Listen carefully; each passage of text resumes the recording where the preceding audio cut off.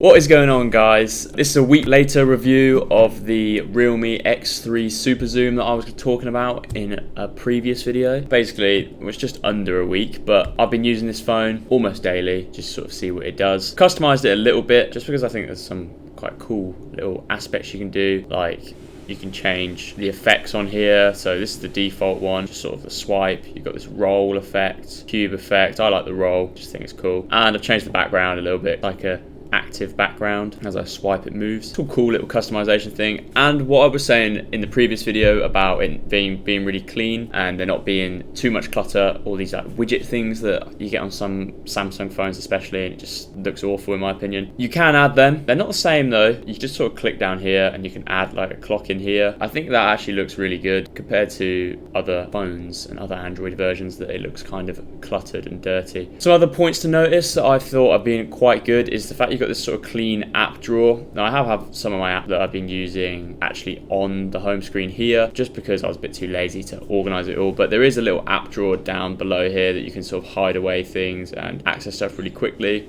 I think that's a better way of storing stuff. So these are the apps I've mainly been using. You've got obviously Call of Duty, PUBG. We showed in the last video a little bit of gaming with PUBG, but kind of tried to broaden my horizon a bit and go through a little bit of other games. So we'll show a bit of that later on. It has been very, very good on games. I believe that's because of the A85 Hyper Boost Snapdragon super quick processor inside this. It is probably one of the smoothest phones I've ever used to game specifically. Also that scroll speed. I saw some people this week talking about the scroll speed of the actual device, the X3, and they were complimenting it on how quickly it does, and I hadn't even particularly noticed that other than when we'd sort of briefly gone over it. But if you just look how clean and quick you can scroll, no lag, and obviously no one can read at that speed, but it's just quick and it's so smooth. There's not many phones that do that smoothly, and I was pretty impressed with that scroll speed on that. And there's literally, when I say this, that I haven't seen the phone lag once throughout the whole thing. It has always been smooth,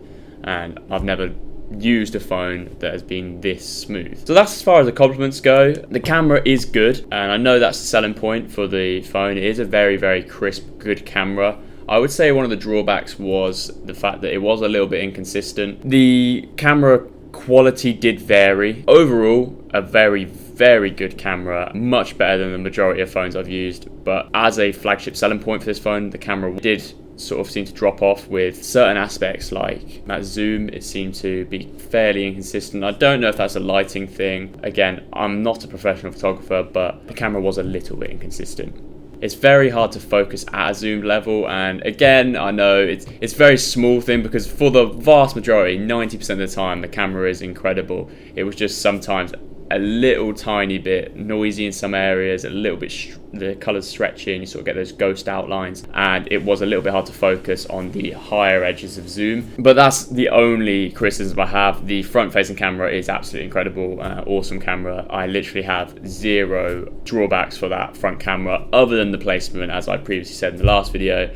I don't like the in-screen cameras, the punch hole ones. I much prefer like the Honor 9X. I think that is an incredible idea and innovation for the camera to actually come out the top. I think safety-wise, especially nowadays, while people want to keep all their data safe, I think a camera that can be hidden away, a very good idea, and one that cleans up that whole screen. I'm not a big fan of these punch hole cameras, just from personal preference. I just don't like it, especially watching videos and playing games. It seems to just take up a bit of screen. On the whole, this phone has been an incredible experience to use. I would highly recommend this to most people, but I will go through a few of the drawbacks I've noticed. I saw a lot of people online complaining about the fact that the outside of the phone was this plastic rather than metal. I haven't really been able to notice this, in the sense of it hasn't really been a drawback to me. I think it looks great, and I'm not too sure why metal wasn't chosen. It hasn't affected my day-to-day use with this phone at all, so I wouldn't necessarily count that as a drawback. The major drawback for me is the sound quality. Now, this is a stereo speaker on the bottom. Most phones in this price range opt for a much higher range speaker system than this, and I'm really unsure why the decision was made to not upgrade this speaker. It's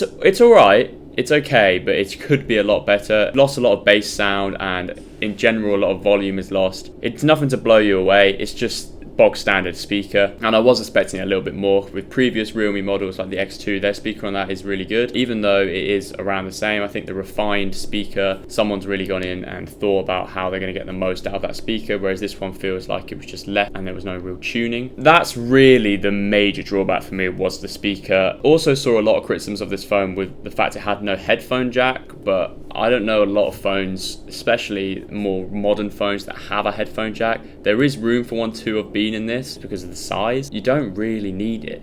The only drawback I personally had was the fact it didn't come with the adapter, so you couldn't just put your normal headphones in and adapt a different pair of headphones, which is a little bit annoying because it's just something that I would have come to expect to come with a phone. But I mean, it's not a deal breaker for me because they're cheap as chips. You can just pick one up fairly easily, and I know the conversion may not be perfect, but for the days like now, you've got those wireless headphones. Like we've got these Realme Buds Q right now, and we'll be doing a video later this week for them, and they work perfectly with this phone, and they only cost $29.99. So for me personally, as someone that is trying to use the wireless earphones, it hasn't affected me at all. I can see why it could be annoying, but personally I don't think that's a fair criticism overall, because the majority of people now are moving over to these wireless headphones, and the days of a headphone jack is completely outdated. You don't need one anyway. So as an overall statement, the Realme X3 SuperZoom is an absolutely incredible phone, and I'm being totally honest here, it has blown me away. I'm thinking about changing over to one myself because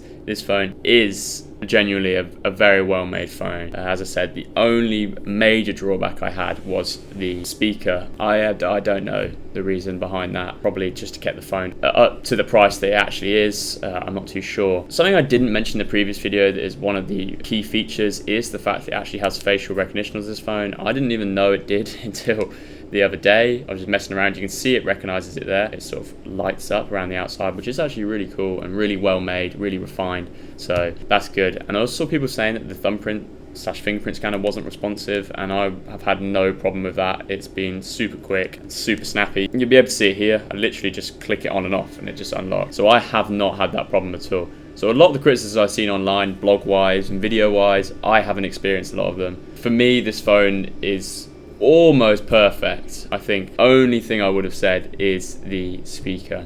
I just want to show you in real time a little bit of gaming, just so you can see how actual smooth it genuinely is.